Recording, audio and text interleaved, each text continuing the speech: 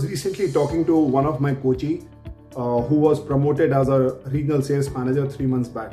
So I simply asked him that how things are and how he is evolving in his new role.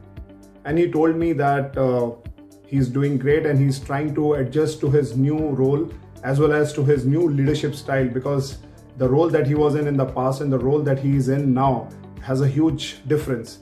Not only that, the kind of roles and responsibilities that was told to him at the beginning of his assignment and from the time 3 months, it has been changing very rapidly.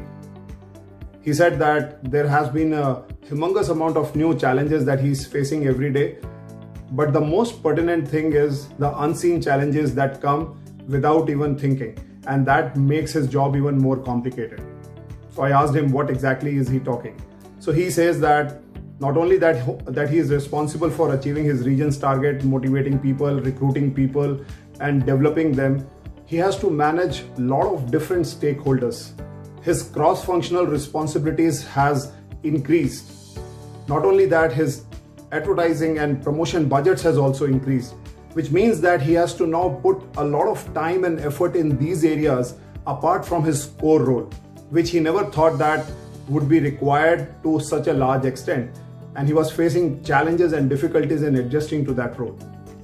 Well, friends, that's what exactly happens when you transform from one level to another level. And in this transition, it is your leadership strength that takes you to that level. But majority of the people do not understand this and they remain where they are with the same job, with the same title.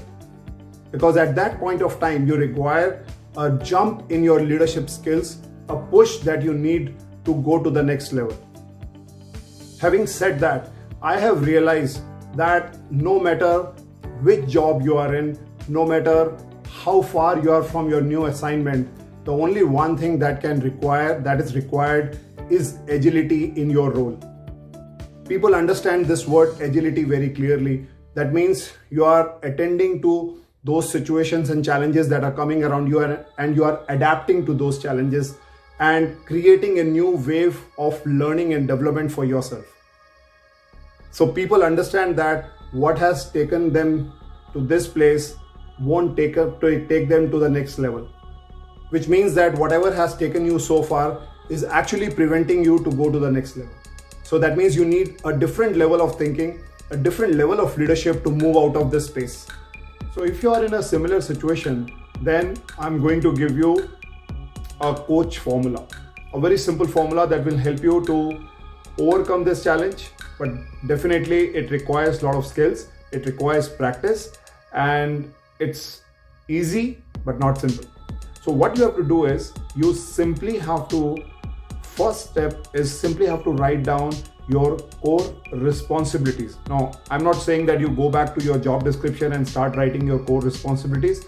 I'm saying that write down all the work that you do related to your job, right from the time that you open your eyes and you start doing your office work till the time you close your eyes and you do the last job of your office. List all those activities, and in that list, now you start rate them from 0, 1 and 2. Give 0 to those activities which are of least importance, which has no relevance to your job at all. There would be some activities like spending too much time on emails, talking to phone to some people who are absolutely irrelevant, and maybe attending to certain tasks which are not required. Then give ranking number 1 to those responsibilities which are important and they are essential for you to do your job. Say for example, sending your reports on time, sending your details with respect to the projections that you want to give to your boss, or maybe that attending some customer calls that are important. Then move to number 3. Now you rate this number to those responsibilities that are must, that if you do not do these things correctly, they are going to create a big difference to your job. Now, what can be these kind of responsibilities where you need to put a lot of attention? So for example, it could be giving time to your subordinates who need immediate attention in terms of their development. Maybe giving time and attention to places where, let's say, your payments are stuck. Maybe giving time and attention to those areas which are strategically important. For example, adding new markets or launching new products or identifying opportunities in the market where your product can do better.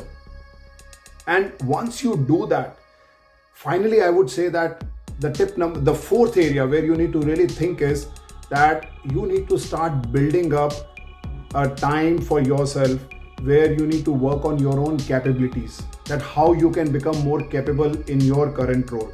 So say for example, as I said, that you have to manage different stakeholders. So that means you need very good communication skills. You need very good interpersonal skills.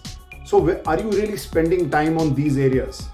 And if you are able to do that, you are actually behaving like an agile person. An agile person is the one who is ready to, who understands what's happening around that area, and he or she is responding to those things. And that's what is the need. And that is where, when people come to me for coaching, I help them to develop these skills in defining these areas, in building these areas, so that they can start shaping up as a true leader, as a leader for future, as a leader with potential, as a leader where your organization and your top think tank start giving attention to you and your work. So if you really like this suggestions that I have narrated, if you really find them useful, I want you to try, implement them, and then you come back, share with me in your comment section below that whatever you have done, tried and tested, has it worked for you or not? And still, if it has not worked, write me back, call me back. I will be more than happy to respond to you. Thanks a lot and stay connected.